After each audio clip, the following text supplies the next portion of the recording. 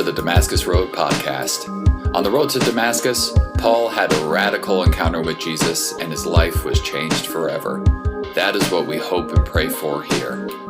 Now, on to this week's episode.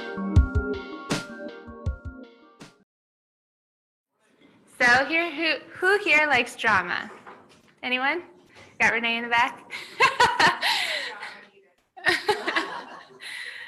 Well, most of us, I think, tend to like drama in our TV shows. That's probably why there's this whole category on my Netflix called drama. And the premise of most entertaining TV shows is, I think, the drama and the conflict. Game of Thrones just wouldn't be Game of Thrones if no one was fighting for the throne. If at the beginning they just gave it to Daenerys because they're like, well, clearly you're the best choice. And everyone's like, yeah, we're cool with that. Daenerys, you take the throne. I doubt the show would be quite as much of a cultural phenomenon as it is now. Or in The Bachelor, say there weren't 25 girls all fighting for the affections of one man, but he simply asked one girl on a date, and we watched that date. The show would probably not be quite as entertaining. But despite how much we love drama and conflict and tension and misunderstandings and raging feelings in our entertainment, not many of us find it so entertaining when it's happening in our own lives. Drama with friends? That stinks. Family drama? Also rough. Drama with coworkers or classmates or your boss? Not fun at all. I think that drama is one of those things that's best observed from afar, like a skunk. Super cute from far away, right? But not so much fun close up. It's fun to watch drama when it's happening to other people, ideally fictional people you don't actually know, but it's not so much fun when you're stuck in the middle of it. You find yourself fighting with your best friends, people are being hurtful and cold and mean to each other, or you suddenly just stop being friends with people because the drama is just too much. As we continue our series on friending, we've gotten to the point where we've realized that friendships are important and worth investing in. We've learned how to be a good friend and what it takes to build a friendship from the ground up. But now we have to learn how to keep those friends. We have to figure out how to work through the drama, how to avoid the drama. Because you see, no matter how awesome our new friends are that we've made, or how amazing of a friend that we are in the relationship, any relationship that persists for any length of time will have conflict. And if we don't figure out how to maturely deal with conflict in a Christ-like way, we will always find ourselves in friendships that remain surface level, that just never seem to last, that fizzle out, blow up, or drift apart. So let's get started and make some drama. First off, we have to ask ourselves a very important question. Why even engage in conflict in the first place? Doesn't conflict mean that we're just not that compatible, that this friendship probably won't make it anyway? Isn't it just easier to walk away from relationships that have drama in them? Aren't we not supposed to fight as followers of Jesus? Well, let's take a look at these questions and discover why engaging in conflict is crucial to our social, emotional, and spiritual health. Okay, number one, why engage in conflict? Because conflict will never stop existing. The Bible tells us that conflict is one of the results of sin and brokenness, and that it emerged way back at the beginning with Adam and Eve after they sinned. Now, before sin, Adam and Eve didn't have any conflict with each other. It was the perfect relationship. But after disobeying God and breaking that relationship with him, the perfect relationship that they had shared also broke. We see this brokenness on both sides of the relationship. In Genesis 3:11 through 12, we read, "Who told you that you were naked?" the Lord God asked. "Have you eaten from the tree whose fruit I commanded you not to eat?" And the man replied, "It was the woman you gave me who gave me the fruit, and I ate it." The blame game. Conflict right off the bat. As soon as he and Eve sinned, Adam starts having conflict with Eve and blaming her all over the place. Instead of loving her and standing united with her, he blames her, and there's conflict. Now in Genesis 3:16, we see that Eve's relationship is also broken with Adam. It's not just one-sided. So this is God telling Eve the natural consequences of her sin. "And you will desire to control your husband, but he will rule over you." Essentially, you will have conflict. An inherent consequence of human sin and brokenness is conflict with others. We no longer have a perfect relationship with God or with our fellow human beings because of our own brokenness. And as long as two imperfect people exist, there will be conflict. Now, a lot of people believe that conflict is a sign of unhealth, or that something is bad, or it's not working. And that's true to some degree, because if we weren't broken, if we were perfect, then there wouldn't be conflict. But unfortunately, no unbroken person exists. The Bible tells us, for all have sinned and fall short of the glory of God. So if you think, well, this friendship has conflict, or these people have conflict, or this community has conflict, I should just move on and find something that doesn't have any conflict. You will never find a friend or a community. A place or a friendship without conflict is literally not humanly possible. And even if you somehow manage to defy all the laws of spirituality and truth and what the Bible tells us about conflict, and you found this perfect community that didn't have any conflict, the moment you joined it, it would suddenly have conflict.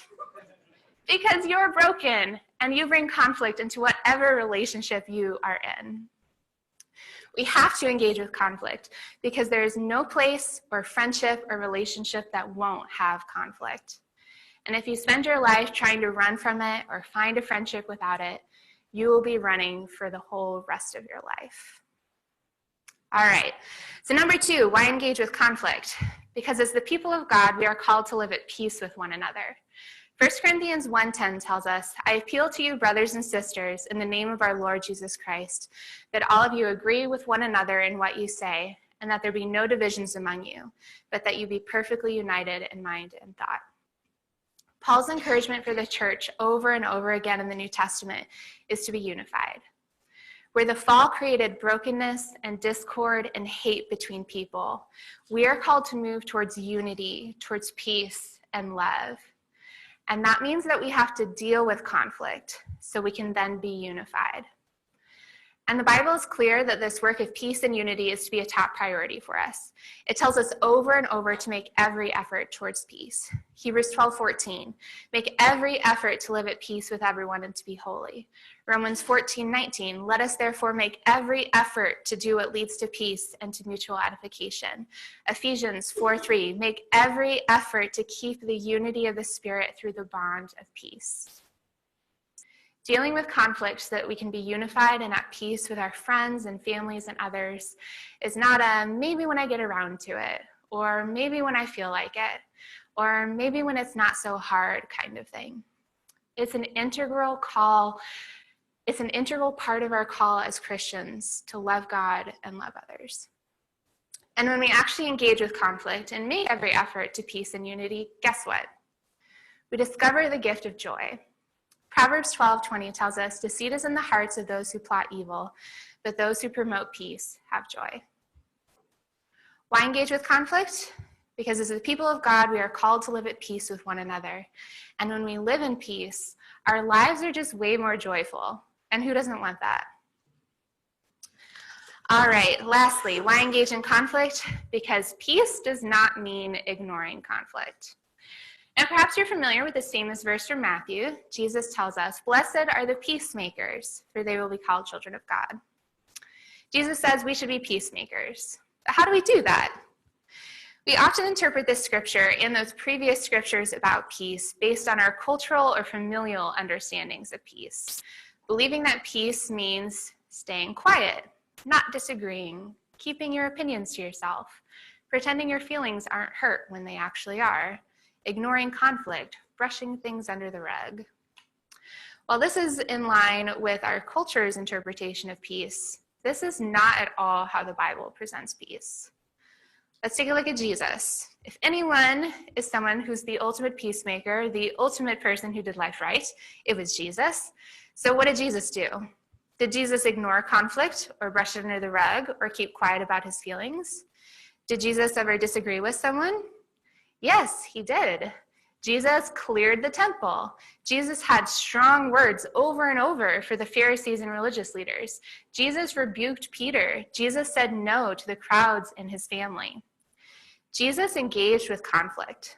Jesus consistently had conflict with other people. Jesus did not ignore conflict or pretend that it didn't exist or run away from it. Jesus moved into the discomfort of conflict, and engaging with conflict and dealing with conflict rather than ignoring it, Jesus promoted true peace, not false peace. In his book, Emotionally Healthy Spirituality, author Peter Scazzaro writes, "When we pretend that something doesn't exist that does, conflict, hurt feelings, disappointed expectations, differences of opinion, we live in lies. When we ignore conflict or avoid conflict rather than engaging with it, we pretend something doesn't exist that does. We live in lies, and true peace can never be upholding a lie." When Jesus engaged with conflict, he demonstrated for us that true peace involves working through our differences and disagreements rather than simply ignoring them. So why engage with conflict? Because peace does not mean ignoring conflict. So the big question, why engage with conflict? 1, because it will never stop existing, because everyone is broken. 2, because as the people of God, we are called to live at peace with one another and be moving towards unity. And 3, because peace does not mean ignoring conflict. All right, so I want to stop here and make a brief terminology distinction that I think is important before we move on. When we talk about conflict, I want to hone in on that meaning a little bit, because conflict can mean a lot of different things for different people. But straight conflict, as we're talking about, is simply the natural differences between people that bump up against each other in life. Now, this happens because people aren't mind readers, people aren't perfect clones in thoughts and tastes and desires. You want to go to Buffalo Wild Wings, I want to go to Gandhi's. That's a conflict. I'm right, you're wrong, but that doesn't matter. We want different things, we think different things, and that's totally okay. There's nothing inherently good or bad in these differences between people. They just are. And these natural differences will bump up against each other in all situations where two people interact. And this sort of like not being on the same page with each other is conflict. Now, what matters then is how we deal with that conflict. How we deal with the fact that you want to go to Buffalo Wild Wings and I want to go to the far superior establishment of Gandhi's. When we don't handle being on the same page well, when I scream and cry about not going to Gandhi's, that's called discord. Discord is not dealing with conflict, letting conflict go unresolved or festering, handling conflict negatively. Now, peace, on the other hand, is when we deal with the bumps in the road appropriately, in a positive, mature, Christ-like way, working towards unity with others. So to clarify, conflict in and of itself is neither good nor bad. It's just the natural differences between two human beings, and it will always happen when two people interact. However, how we then deal with these natural differences is either good or bad. We can either create discord, the negative effects of unresolved conflict, or we can create peace, the positive effects of resolved conflict. So let's see what the Bible can teach us about conflict. Romans 12:18 tells us, "If it is possible, as far as it depends on you, live at peace with everyone." I think this verse is really important for 2 reasons when we're talking about conflict. Number 1, it acknowledges that we can't control other people, and that even though conflict exists between 2 people, we can only control our own actions and responses in the face of conflict. Now, it can be easy during conflict to play the victim game, to say the other person is just so unreasonable, or they're so hurtful, or they're the one who's causing all the conflict. If they weren't causing the conflict, we wouldn't have any. Some people are unreasonable. That's true. It might be you. But this attitude eliminates your own agency and the call that we have biblically to do everything as far as it depends on me to live at peace, regardless of the other person's actions. It's not as far as it depends on how kind and receptive and reasonable the other person is being. It's as far as it depends on you. Your actions and your responses are the ones that matter here. And 2, this verse acknowledges that we are often one of the biggest sources of conflict in our own lives. You might think, what? That's not true, Megan. I'm a very peaceful person. I never contribute to conflict. It's all those other crazy people out there. Perhaps. But I'd like to explore 3 different conflict creators that may make you feel a little differently at the end. Oftentimes, if we simply change how we approach and engage with conflict, we often find that the amount of negative conflict and discord in our life suddenly drastically reduces, even though other people haven't changed at all. Peace with everyone often depends on you. Okay, so let's look at this first conflict creator, assumptions. Now, assumptions are when we guess the reason or motive behind an action that we're not sure about. For example, maybe my friend Louise doesn't text me back after I invite her out to coffee. Now, there are a multitude of reasons why she might have done this, and I don't know the real reason because I'm not her, but I can guess. I can assume that she doesn't really want to get coffee with me, and that's why she didn't text me back. I can assume that she is mad at me for something and is trying to subtly let me know by the silent treatment.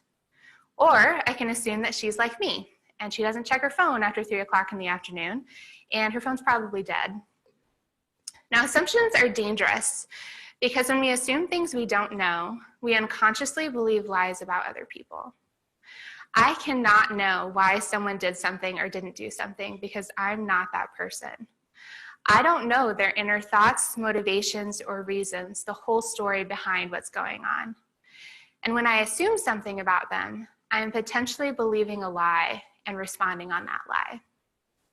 If I assume that Louise didn't text me back because she doesn't actually want to get coffee with me, my responses and actions are then flavored by that assumption.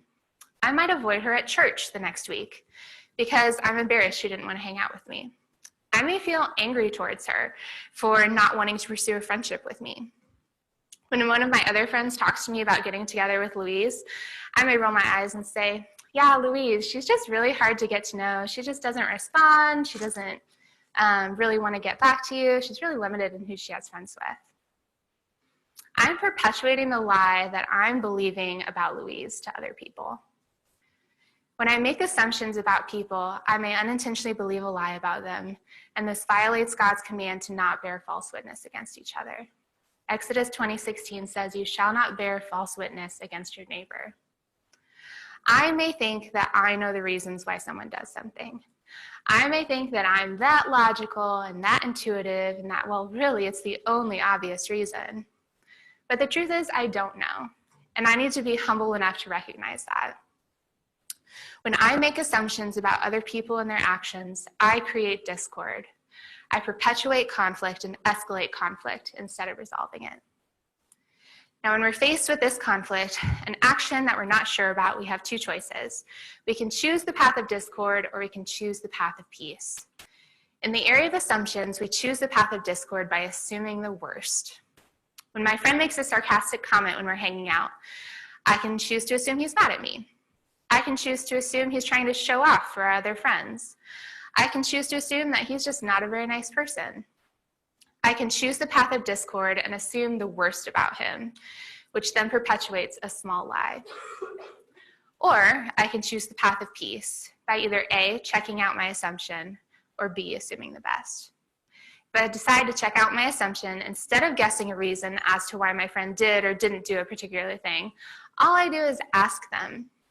So when Louise doesn't text me back about coffee, instead of assuming the worst about her and her motives, I can stop and recognize, I don't know the reason why she didn't text me back, so I shouldn't make one up in my head. Next time I see her, I'll check out my assumption and say, hey, Louise, I texted you earlier this week about coffee, but I didn't hear back from you. Is everything okay?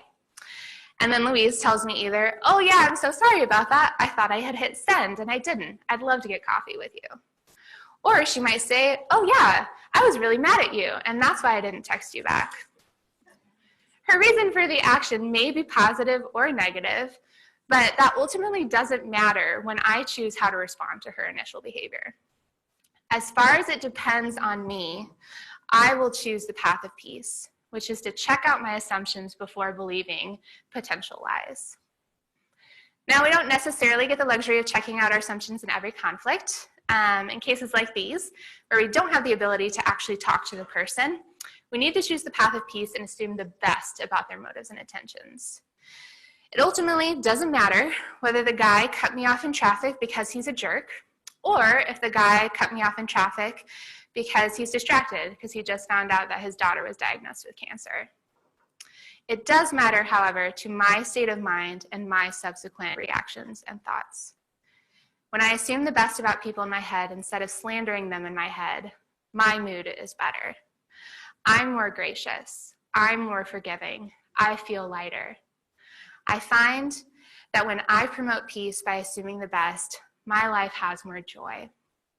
When you can't check out an assumption with someone, choose the path of peace and simply assume the best instead of the worst. Psalm 15, 2 through 3 tells us, the one whose walk is blameless and who does what is righteous, who speaks the truth from their heart, whose tongue utters no slander, who does no wrong to a neighbor and casts no slur on others. When you find yourself in conflict created by assumptions, choose the path of peace. Check out your assumptions or assume the best instead of the path of discord, assuming the worst and not checking out your assumptions. So our second conflict creator is very similar to assumptions, but it's kind of a bigger deal. And this is something that we call faulty filters.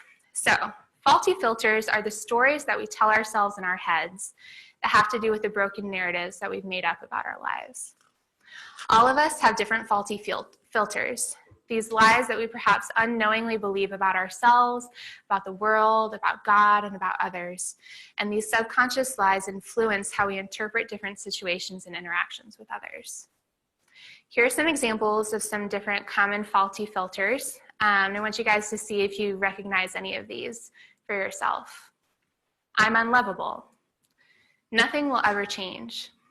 I'm the victim. Everyone hates me. I'm not worth spending time with. It's all or nothing. Nobody respects me. I'm not doing enough. People are selfish.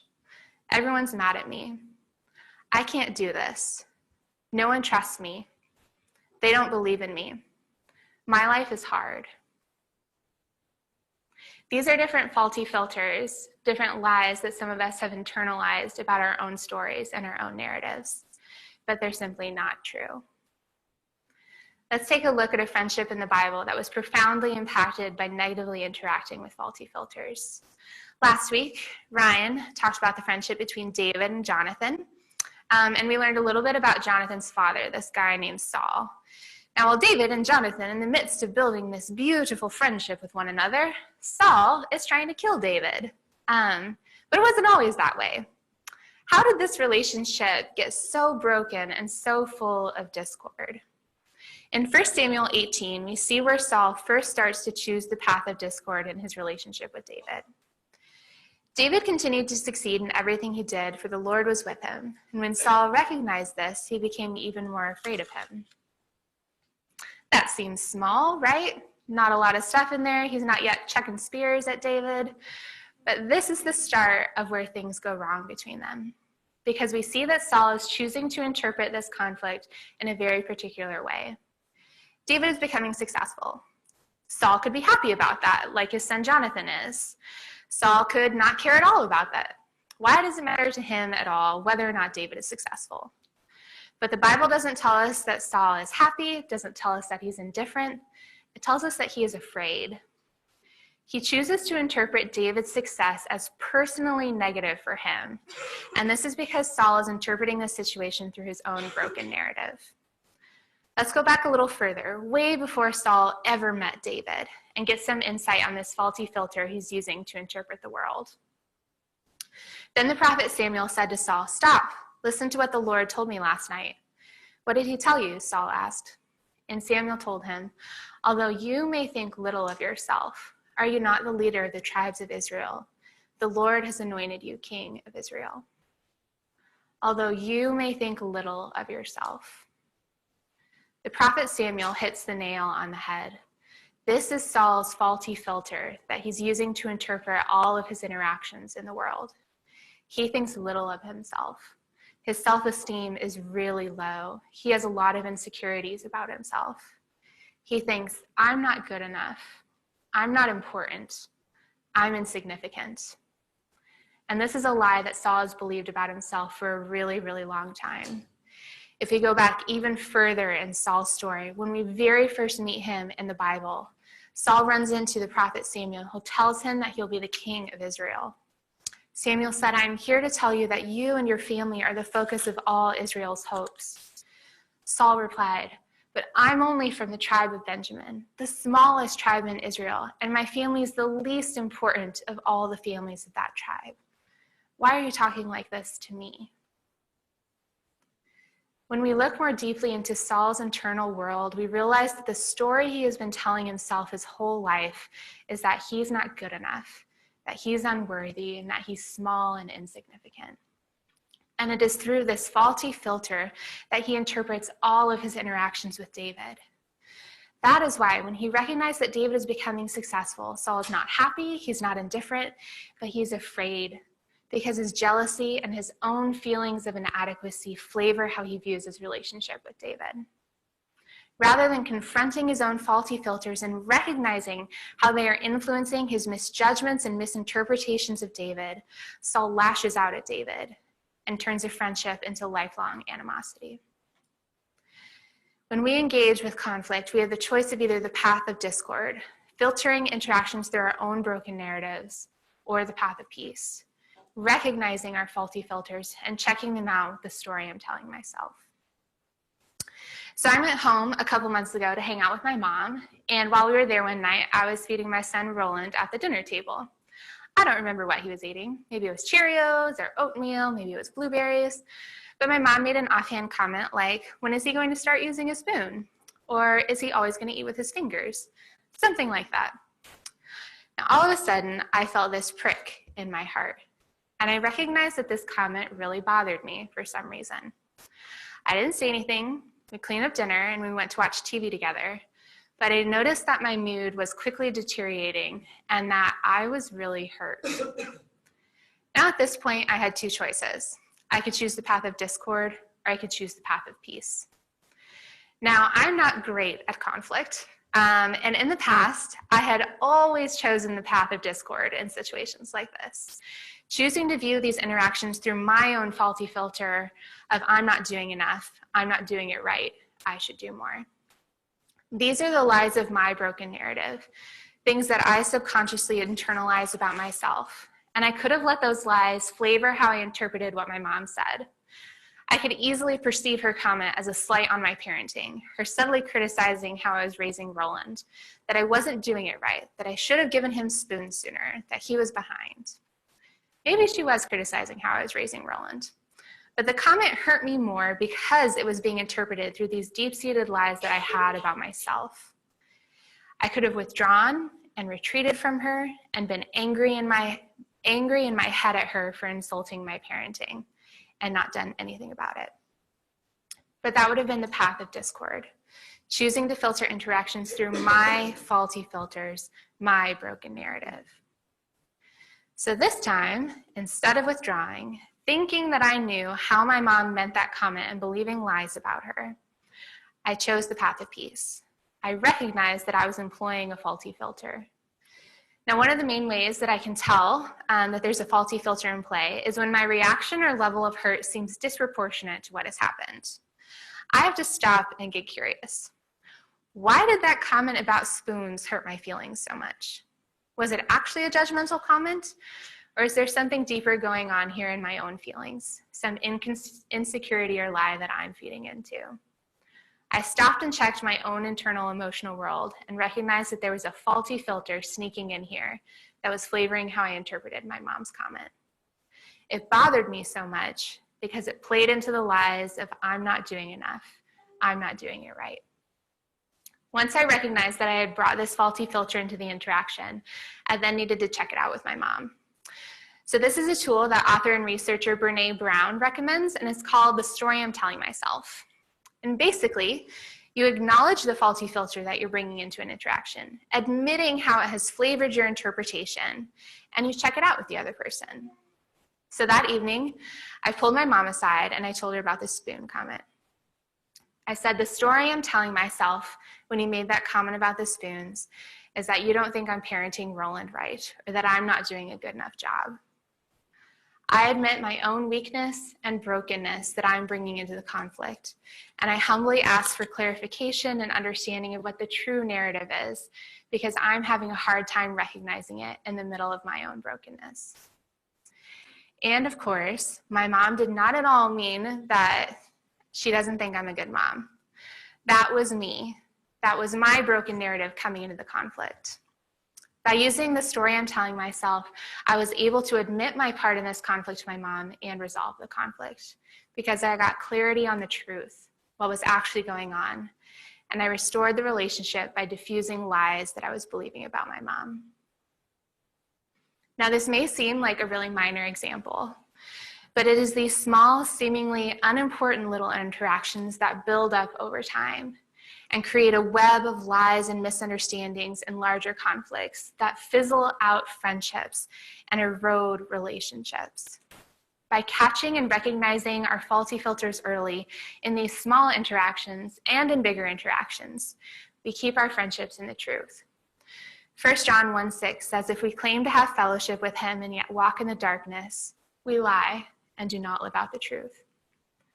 When we are walking in fellowship with others, yet choose to interpret interactions and conflicts through our own broken narrative and faulty filters, we walk in darkness and we are living a lie. Just like Saul did with David, just like I did with my mom. Choose the path of peace and recognize your faulty filters, and then check them out with the story I'm telling myself. So the last conflict creator we're going to take a look at is called expectations. Expectations are strong beliefs that something will happen. Can be small, like I'm expecting that my roommate and I will watch The Bachelor tonight when I get home. Or it can be bigger, like I'm expecting that my friends will throw me a birthday party in 2 weeks for my birthday. When our expectations are disappointed or not met, we have conflict. So it's important to navigate expectations well in order to promote peace instead of discord. So there are two kinds of expectations, valid ones and invalid ones. So for an expectation to be valid, i.e. you can legitimately feel upset when it's not met, author Peter Scazzaro tells it has to meet 4 critical criteria. Number 1, your expectation must be conscious. You have to actually know what you're expecting. Oftentimes, we're not even aware that we have an expectation until it gets violated. So for instance, Louise agrees to coffee to me, and I show up, and lo and behold, Millie's there. I'm like, what? I was so upset. I thought that I was expecting that it would just be Louise and me going to get coffee, but Louise brought Millie with her, and now I'm feeling upset. I was not conscious of my expectation of having a private lunch with Louise, with just the two of us, until it was violated. Number 2, your expectation must be realistic. Now we can have many expectations that are not feasible or reasonable. For example, you may have an expectation that your friend Milo will text you back within 3 minutes of you texting him. This is probably not a realistic expectation, and your expectation needs to be adjusted. If you feel like your expectation is realistic, but the other person doesn't feel like it's realistic, it's not realistic. Number 3, your expectation must be spoken. So this is the hard one for most of us. We expect people to be mind readers. This is an unrealistic expectation because no one can read someone else's mind. Well, it's obvious, you say. They should just know. Or if they really, really cared about me and loved me, they would know that this is what I want. We like to think that our thoughts and our feelings about the world are immeasurably obvious and transparent to our friends, but the truth is they're not. Just like we can't assume to know the internal world of someone else in assumptions, we can't expect someone else to know our internal world either. People aren't mind readers. You have to tell them. Now, these spoken expectations also have to be clear and straightforward. I might say to my husband, Ryan, hey, I'm headed up to bed, and think that I have spoken my expectation that he will then follow me and come to bed with me. But I have not. I have merely hinted at what I wanted, and I am still expecting him to fill in the gaps of what I want and need. In order to have actually expressed my expectations so that it is valid, I need to say, hey, Ryan, I'm headed up to bed right now, and I would like you to come with me so we can go to bed together. Now, this then gives the other person a chance to fulfill the final requirement of a valid expectation. It must be agreed upon. Until the other person has agreed to your expectation, it is still not valid. And it's really hard for someone to agree to something that you haven't actually told them. So that's why number 3 is really important. So I've spoken my expectation to Ryan in a clear, straightforward way, and he can then say, yes, let me turn off the Xbox and I will be up in 5 minutes. Or he can say, no, I'm sorry, I can't yet. I still have to kill 500 aliens. At which point we can then negotiate our expectations. So, if an expectation of yours fails to meet any of these 4 criteria, conscious, realistic, spoken, agreed upon, it is not a valid expectation. You will probably still feel disappointed and upset when your invalid expectation is not met. But at that point, you know that the fault for it being disappointed lies on you, because you did not clearly express and communicate your expectation and gotten it agreed to. Now, when we fail to form valid expectations and then lash out and become angry or become upset because of that, we choose the path of discord. But when we identify how fault lies with us in conflicts over disappointed expectations, and then choose to form valid expectations instead, we choose the path of peace. Let's take a look at a pair in the Bible who have conflict over expectations. As Jesus and the disciples continued on their way to Jerusalem, they came to a certain village where a woman named Martha welcomed him into her home. Her sister Mary sat at the Lord's feet listening to what he taught, but Martha was distracted by the big dinner she was preparing. She came to Jesus and said, Lord, doesn't it seem unfair to you that my sister just sits here while I do all the work? Tell her to come help me. So who has an expectation that is being disappointed? Martha. She's expecting that Mary will help her with dinner, and Mary doesn't, so now she's upset. And the Bible doesn't tell us whether or not Martha's expectation was valid, so let's see what Martha would have needed to do in order for her to feel justifiably disappointed when Mary didn't meet her expectation. Number 1, conscious. Did Martha realize that she was expecting Mary to help her with dinner? 2, realistic. Is it reasonable for Martha to expect Mary to help her with dinner? Maybe Mary doesn't get home until really, really late at night. Maybe Mary usually helps Martha with dinner, so it's a pretty reasonable expectation. Maybe Mary is really close to Jesus, and so it's not super realistic to ask her to spend any time. So maybe it's not super realistic for her to ask Mary to spend time in the kitchen instead of with Jesus for the limited time that he's here. Number 3, spoken. Did Martha ever say to Mary, hey, Mary, since we're having Jesus and his disciples over tonight for dinner, I need some more help in the kitchen. I was unconsciously expecting you to help me make dinner, but I realized that I hadn't asked you yet. So I wanted to check with you and see if that's something I can expect. And number 4, agreed upon. And then after Martha expressed her expectation, did Mary then say, yes, of course, I will be happy to help you make dinner? Or did she say, I'm really sorry, Martha, but I had already been planning that I would spend the whole evening with Jesus because I don't see him that often. Can you find someone else to help you with dinner, please? Now, if all 4 of these criteria were met, if Martha had a conscious, realistic, spoken, agreed upon expectation with Mary that she would help her cook dinner, then Martha can justifiably be upset when this expectation is violated. However, because in the next couple verses Jesus rebukes Martha, I'm probably going to bet that this was an invalid expectation, that Martha maybe never told Mary her expectation, and that Mary never agreed to it. In this case, the fault for the conflict is on Martha, and so she probably needs to go to Mary afterwards and pursue the path of peace, saying, hey, Mary, I'm really sorry that I got upset at you earlier today about dinner. I had unconsciously been expecting you to help me, but I never expressed that to you, and so it's unfair of me to get mad at you. Will you please forgive me? When we pursue the path of peace and express our expectations instead of pursuing the path of discord and getting mad about disappointed, invalid expectations, we speak the truth in love and mature in our relationships and friendships. Ephesians 4:15 says, instead, speaking the truth in love, we will grow to become in every respect the mature body of him who is the head, that is Christ. And many different things, situations, and people can create conflict, but unfortunately and fortunately, we are often the source of most of our conflict. We make assumptions about others. We use our faulty filters and broken narrative to interpret the world and our interactions with others. We leave expectations unexpressed and then get mad about it. We cannot control other people or what they do, but we can control ourselves. And we can control whether we choose the path of peace or the path of discord when we engage with assumptions, faulty filters, and expectations. If it is possible, as far as it depends on you, live at peace with everyone. Instead of assuming the worst about others and their motives, check out your assumptions or assume the best.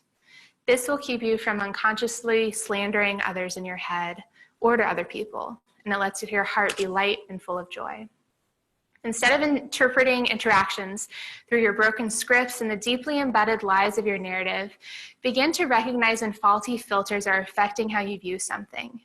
Admit the narrative that you carry into your interactions by using the story I'm telling myself is, and check out these faulty filters with others. This will allow you to live in the truth instead of darkness. Instead of getting mad about violated expectations that were not valid, take responsibility for not clearly expressing your expectations, and then form valid expectations the next time around. Realize them, make them realistic, express them clearly and straightforwardly, and then seek agreement. This will make your interactions loving, respectful, and more mature in Christ. Now, friendships with others is one of the greatest gifts that we have as human beings, because God recognized the goodness of humans not being alone. But if we fail to engage with conflict well and navigate the normal, natural differences between human beings, we will not have friends. Our friendships will be surface level. They will be short-lived. They will be unsatisfying. And we are called to so much more than that. Let's be people of peace. Not fake peace, where we pretend that we understand what other people are thinking, or when we pretend that our feelings aren't coming to play, or when we pretend that things aren't hurtful or disappointing when they are. Let's be people of true peace, people who live in the truth and the light, who engage in the difficulty of conflict and the broken ways of relating that we bring into conflict, so that we can experience deep love both for and from other people and God. Let's pray. Lord, this area of conflict is really hard for most of us. It's something that we're often not taught how to deal with well in our families. Something that a lot of us shy away from. But we know that as people trying to pursue you and to love you and love others well, that this area is really important. And that we need to take steps in our own ways of relating with others to address conflict.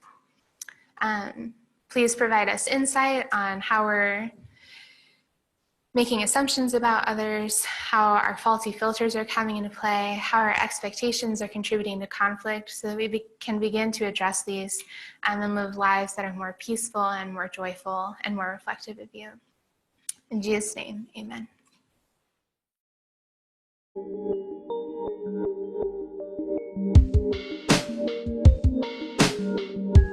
Thank you for joining the Damascus Road podcast.